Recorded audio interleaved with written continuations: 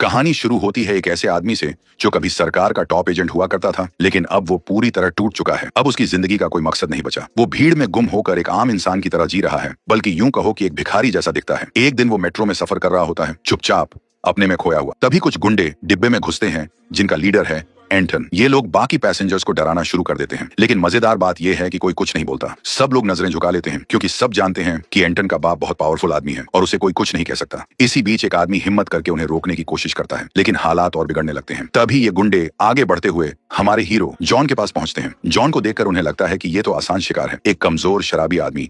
एंटन उसकी बोतल छीनने की कोशिश करता है, लेकिन तभी कुछ ऐसा होता है जिसकी किसी को उम्मीद नहीं होती। जॉन बिजली की तरह रिएक्ट करता है और एंटन का हाथ पकड़ लेता है। उससे एक पल में साफ दिख जाता है कि ये आदमी कोई आम इंसान नहीं है, लेकिन जॉन खुद को कंट्रोल करता है और उसे छोड़ देता है। वो लड़ाई नहीं चाहता, बस शांति से रहना चाहता है। लेकिन एंटन का ईगो हर्ट हो जाता है और वो गुस्से में अपने लोगों को जॉन पर हमला करने का आदेश दे देता है। बस यहीं से गेम बदल जाता है। कुछ ही सेकंड में जॉन एक कमजोर आदमी से एक खतरनाक मशीन बन जाता है। उसके मूव्स इतने तेज और सटीक होते हैं कि गुंडों को संभलने का मौका ही नहीं मिलता। एक एक करके वो सबको गिरा देता है और आखिर में एंटन को सिर्फ एक हाथ से पकड़कर हवा में उठा लेता है। अब एंटन पूरी तरह बेबस है। जो लड़ाई उसे आसान लग रही थी, वो उसकी जिंदगी की सबसे बड़ी गलती बन चुकी है। और यहीं से पता चलता है कि जॉन जैसा दिखता है वैसा बिल्कुल भी नहीं है। मेट्रो में हुई इस लड़ाई के बाद सबको पुलिस स्टेशन ले जाया जाता है। यहीं हमारी मुलाकात होती है। डिटेक्टिव कार्टर से कार्टर केस को ध्यान से देखती है और उसे तुरंत समझ आ जाता है कि यहाँ कुछ गड़बड़ है। पुलिस को कॉल मेट्रो कैमरों से मिला था, इसलिए वो तुरंत पहुंच गए थे। लेकिन एक अजीब बात थी, वो जो आदमी था यानी जॉन, उसने मेडिकल मदद लेने से भी मना कर दिया। अब कार्टर खुद वीडियो देखती है और जैसे ही वो फुटेज देखती है, उसे सब समझ आ जाता है। वो धीरे से कहती है,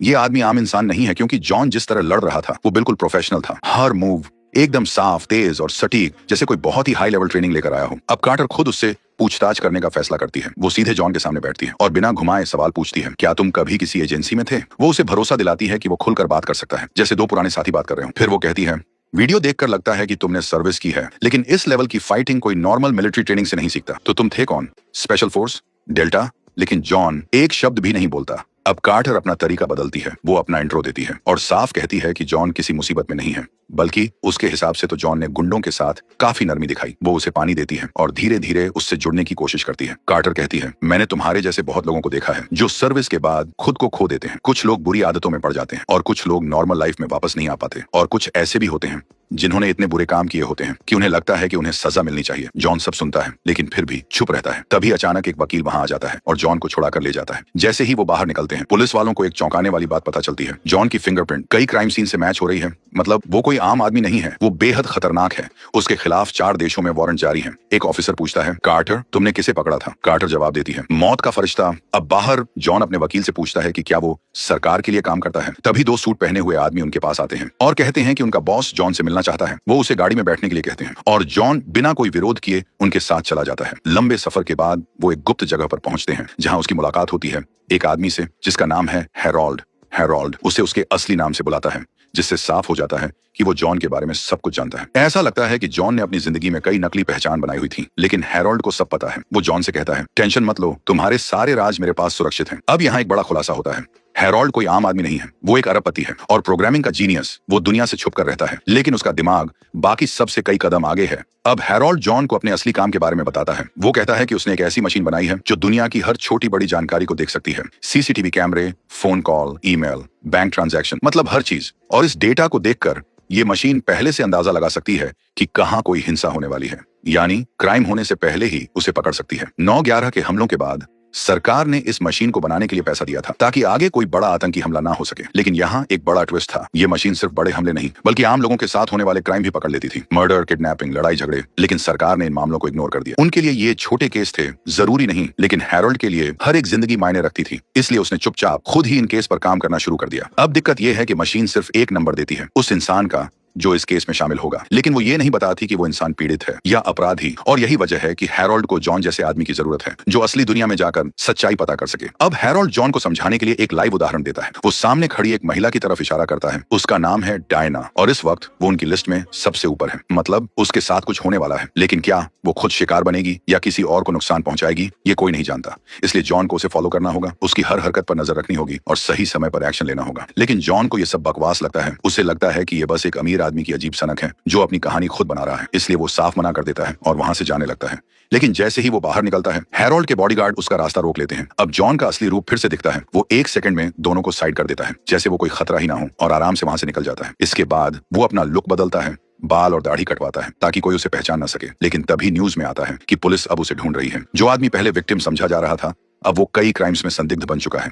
जॉन को इससे ज्यादा फर्क नहीं पड़ता। वो फिर से शराब में डूब जाता है और सो जाता है। नींद में उसे अपनी मर चुकी पार्टनर याद आती है, जिससे साफ पता चलता है कि वो अंदर से कितना टूटा हुआ है। तभी अचानक फोन की आवाज से उसकी नींद खुलती है और वो देखता है कि उसका हाथ बेड से बंधा हुआ है। वो कॉल उठाता है, लेकिन सामने से सिर्फ एक रिकॉर्डिंग चलती है। ये हैरोल्ड की आवाज है जो उसे फिर से समझाने की कोशिश कर रहा है। तभी अचानक एक औरत की चीख सुनाई देती है, जैसे उसे बुरी तरह मारा जा रहा हो। ये सुनते ही जॉन तुरंत एक्शन में आ जाता है। वो शीशा तोड़ता है और कांच के टुकड़े से खुद को आजाद करता है। फिर आवाज की तरफ भागता है, लेकिन जैसे ही दरवाजा खोलता है, उसे पता चलता है कि ये सब एक रिकॉर्डिंग थी जो बार बार चल रही थी। कमरे के अंदर हैरोल्ड पहले से उसका इंतजार कर रहा होता है। वो शांति से बताता है कि ये घटना 3 साल पहले यहीं हुई थी, जहां एक आदमी ने अपनी पत्नी को मार दिया सिर्फ इंश्योरेंस के पैसों के लिए। फिर हैरोल्ड जॉन के सबसे दर्दनाक जख्म को छूता है, उसकी मरी हुई पार्टनर का जिक्र करके, जिससे जॉन कुछ पल के लिए अपना कंट्रोल खो देता है। अब हैरोल्ड साफ कहता है, मुझे तुम्हारे बारे में सब पता है। तुमने सरकार इसलिए छोड़ी क्योंकि उन्होंने तुम्हें धोखा दिया, लेकिन सच ये है कि तुम हमेशा मासूम लोगों को बचाना चाहते थे। वो ये भी कहता है कि वो सरकार के लिए काम नहीं करता, लेकिन उनका मकसद एक जैसा है। दोनों ने बहुत कुछ खोया है और दोनों उस दर्द को समझते हैं।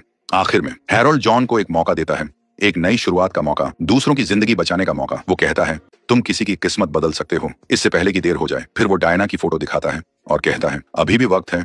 इसके बाद वो जॉन को एक खास जगह पर ले जाता है, एक ऐसी बिल्डिंग जो सिस्टम के हिसाब से लगभग गायब है, एक बैंक के नाम पर है, लेकिन जल्द ही दिवालिया होने वाली है। मतलब कोई उस पर ध्यान नहीं देगा।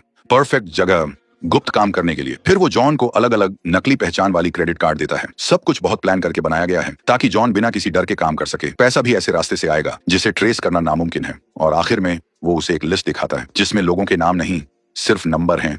हर नंबर एक आने वाले खतरनाक क्राइम से जुड़ा हुआ है। अब हैरोल्ड जॉन को एक लिस्ट दिखाता है जिसमें ना कोई नाम है, ना कोई डिटेल, सिर्फ नंबर। लेकिन हर नंबर के पीछे एक कहानी छिपी है, ऐसी कहानी जो कभी भी खतरनाक मोड़ ले सकती है। हर नंबर एक ऐसी जिंदगी को दिखाता है जो बहुत जल्द किसी बड़े खतरे में पड़ने वाली है। अब जॉन और हैरोल्ड डायना पर नजर रखना शुरू करते हैं। बिना उसे शक हुए हैरोल्ड बताता है कि डायना हाल ही में इस शहर में शिफ्ट हुई है और अपने काम की वजह से उसके कई दुश्मन भी हैं। वो डिस्ट्रिक्ट अटॉर्नी की असिस्टेंट है और अपने डिपार्टमेंट में उसकी कन्विक्शन रेट बहुत हाई है, मतलब वो केस जीतने में माहिर है। अब जॉन फैसला करता है कि उसे और जानकारी चाहिए, इसलिए वो चुपचाप डायना के अपार्टमेंट में घुस जाता है। वो उसकी कंप्यूटर से पूरा डेटा कॉपी कर लेता है, फोन हैक कर देता है ताकि उसकी हर कॉल सुन सके, यहाँ तक कि उसके घर के बाहर लगे कैमरे भी हैक कर देता है। अब डायना का हर मूव जॉन की नजर में है। कुछ दिनों तक उसकी जिंदगी को देखने के बाद जॉन को एक अहम बात पता चलती है। डायना का अपने ऑफिस के एक आदमी के साथ अफेयर था, लेकिन रिश्ता उसने खुद खत्म कर दिया था। फिर भी वो आदमी बार बार उसे मनाने की कोशिश कर रहा है और डायना उसे बार बार मना कर रही है। अब ये बात जॉन को खटकती है क्योंकि ज्यादातर मर्डर रिश्तों से जुड़े होते हैं।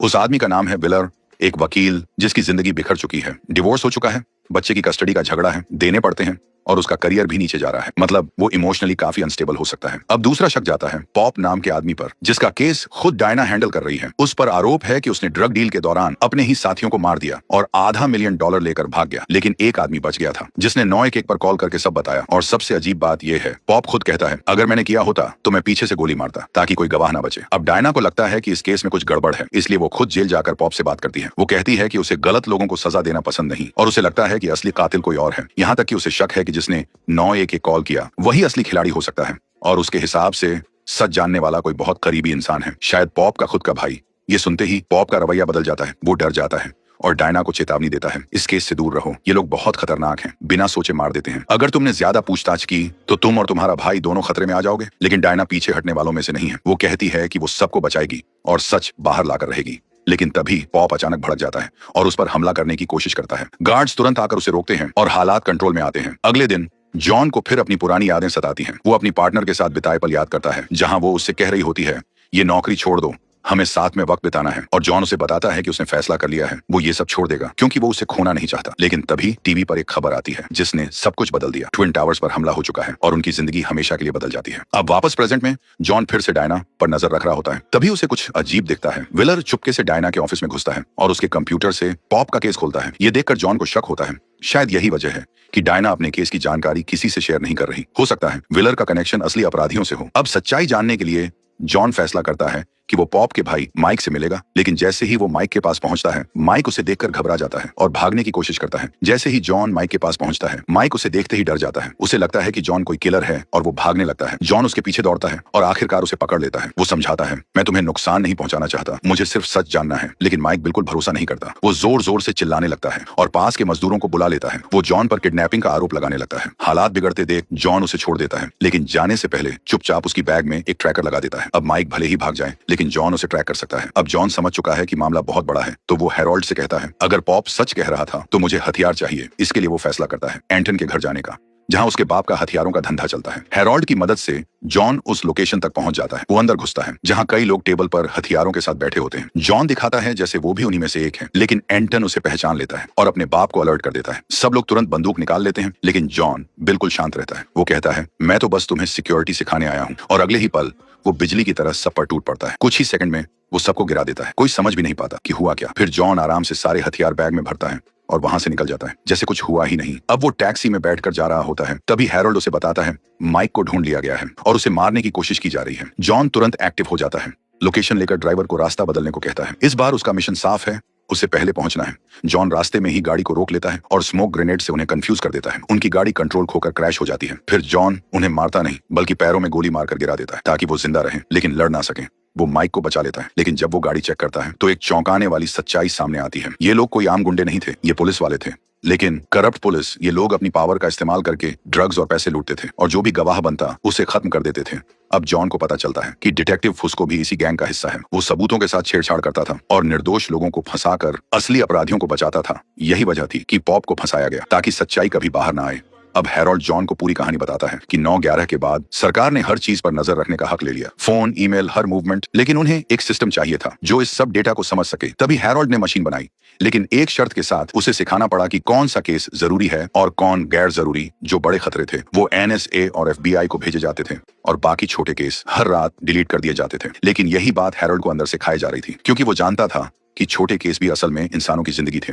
इसलिए उसने सिस्टम को हैक किया और हर दिन आधी रात से पहले उन इग्नोर किए गए लोगों की लिस्ट निकालने लगा, ताकि कम से कम कुछ लोगों को बचाया जा सके। लेकिन तभी एक और बुरी खबर आती है, पॉप जेल में ही मार दिया गया। 2 लोगों ने उसे चाकू मारकर खत्म कर दिया, बिना मौका दिए। मतलब साफ है, कोई सारे सबूत मिटा रहा है और अब अगला टारगेट शायद डायना है। अब जॉन तुरंत उस पर नजर रखता है। तभी उसे दिखता है कि डायना को एक अनजान नंबर से कॉल आता है और उसे 20 मिनट में एक जगह बुलाया जाता है। अब खेल शुरू होने वाला है और वक्त बहुत कम है। अब जॉन को डायना की हरकतें थोड़ी अजीब लगती हैं, तो वो बिना शक पैदा किए एक गाड़ी चुराकर उसका पीछा करता है। डायना एक सुनसान गली में पहुंचती है और वहां जो जॉन देखता है वो चौंकाने वाला होता है। कुछ पुलिस वाले धीरे धीरे उसकी तरफ बढ़ रहे होते हैं। जॉन गोली चलाने ही वाला होता है, लेकिन तभी वो रुक जाता है, क्योंकि डायना डर नहीं रही, बल्कि वो बिल्कुल आराम से उनसे बात कर रही है। और यहीं पर सच्चाई सामने आती है। डायना ही इस पूरे खेल की मास्टरमाइंड है। वही इन करप्ट पुलिस वालों को ऑर्डर दे रही है। वो बताती है कि विलर उसके ऑफिस में घुसा था और शायद उसने कुछ ऐसा देख लिया है जो उसे नहीं देखना चाहिए था, इसलिए अब उसे खत्म करना जरूरी है। जॉन ये सब सुनकर चुपचाप निकलने की कोशिश करता है, लेकिन तभी डिटेक्टिव फुस्को उसे पकड़ लेता है। अब जॉन को सीधे बाकी पुलिस वालों के पास ले जाया जाता है। सब उसे घेर लेते हैं और पूछते हैं, तुझे किसने भेजा है? कार्टेल। उन्हें पता चल जाता है कि जॉन की पहचान फर्जी है, लेकिन जॉन कुछ नहीं बोलता।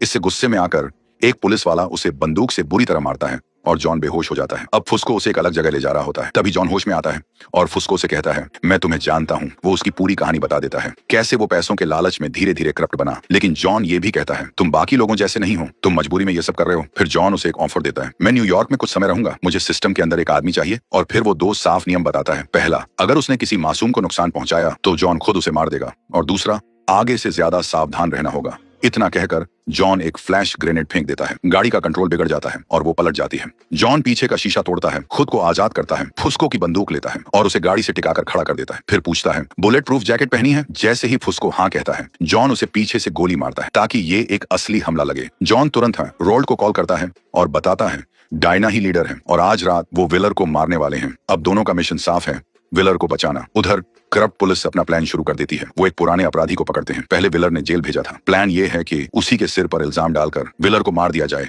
सब लोग बिल्डिंग में घुस जाते हैं जहां कैमरे नहीं हैं और लिफ्ट के पास इंतजार करते हैं। जैसे ही विलर नीचे आता है, अचानक जॉन एंट्री मारता है। वो पीछे से एक पुलिस वाले को गिरा देता है, लेकिन तभी एक और पुलिस वाला उस कैदी पर बंदूक तान देता है और तभी एक बड़ा ट्विस्ट, विलर अपने बेटे के साथ वहां से निकल जाता है। उसे पता भी नहीं चलता कि वो मौत के कितने करीब था। अब जॉन उस कैदी को लेकर बाहर निकलता है, तभी एक और पुलिस वाला पीछे से हमला करने की कोशिश करता है, लेकिन जॉन तुरंत रिएक्ट करता है और उसके पैर में गोली मार देता है। फिर वो कैदी से कहता है, अगर जिंदा रहना है तो इसे अस्पताल ले जाओ। वो डर के मारे तुरंत मान जाता है।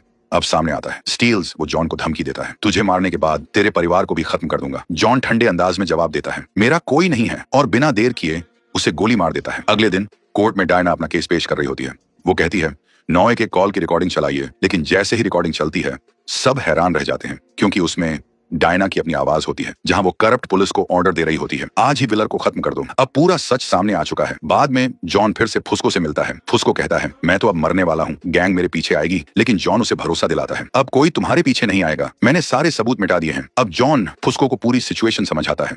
वो बताता है कि उसने सारा खेल ऐसे सेट किया है कि पुलिस को लगेगा स्टील्स ही असली गुनहगार था और वो भाग चुका है। वहीं दूसरी तरफ गैंग को लगेगा कि स्टील्स को विटनेस प्रोटेक्शन में डाल दिया गया है। फुस्को हैरान होकर पूछता है, क्या वो सच में प्रोटेक्शन में है? जॉन हल्की सी स्माइल के साथ कहता है, नहीं, लायनल तो गाड़ी की डिक्की में है, यानी स्टील्स का खेल खत्म हो चुका है। फिर जॉन बताता है कि एक छोटी सी दिक्कत है, उसे स्टील्स को उसी की बंदूक से मारना पड़ा, इसलिए अब उसे बॉडी को कहीं और ले जाकर दफन करना होगा। जाने से पहले जॉन फुस्को से कहता है, मैं फिर मिलूंगा, और चला जाता है। अब आखिर में जॉन और हैरोल्ड एक सुनसान जगह पर मिलते हैं। यहाँ माहौल थोड़ा शांत है, लेकिन बातें गहरी हैं। हैरोल्ड कहता है, मैं तुम्हें काफी समय से देख रहा था, और हम दोनों में जितना तुम सोचते हो उससे ज्यादा समानता है। वो ये भी बताता है कि दुनिया की नजर में वो दोनों मर चुके हैं। अब जॉन सीधा सवाल पूछता है, तुमने अभी क्यों शुरू किया? क्यों उन लोगों को बचाना जिन्हें तुम्हारी मशीन खुद इर्रेलेवेंट कहती है? हैरोल्ड कुछ पल चुप रहता है, फिर कहता है, क्योंकि मैंने भी किसी अपने को खोया है, और अब मैं इसे नजरअंदाज नहीं कर सकता। अब वो जॉन को एक आखिरी चॉइस देता है, अगर तुम जाना चाहते हो तो मैं तुम्हें इतना पैसा दे दूंगा कि तुम नई जिंदगी शुरू कर सको, सब कुछ छोड़कर दूर कहीं। लेकिन अगर तुम रुकते हो तो एक सच मानना पड़ेगा, ये रास्ता एक दिन हमें मौत तक ले जाएगा। अब फैसला जॉन के हाथ में है, और कुछ पल सोचने के बाद वो वही रास्ता चुनता है जहां खतरा है, लेकिन मकसद भी है, और यहीं से एक नई शुरुआत होती है, एक नई कहानी, जहां हर दिन एक नई जान बचानी है। और इसी के साथ ये कहानी यहीं खत्म होती है।